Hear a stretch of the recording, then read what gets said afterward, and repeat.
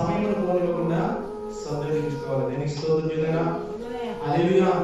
సమయం కానీ మనం సద్వినియోగించుకోకపోతేనా మళ్ళీ ఎప్పటికీ కూడా మనకు దేనికి స్తోత్రం చేద్దాం.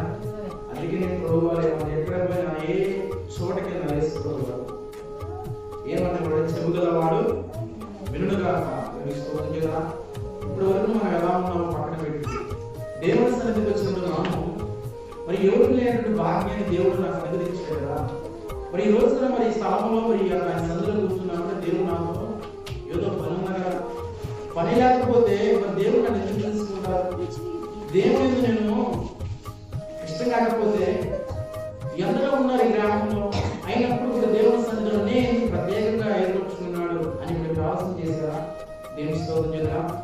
జీవితం యొక్క పరమార్థం ఎరిగిన వారన్నా చెప్పండి. జీవితం యొక్క పరమార్థం ఎరిగిన వారంటే దేవుడిని విడిచిపెట్టే ఒక క్షణము కూడా ఉండలేదంట. మన జీవితంలో అందరినీ కనపడి అందరిని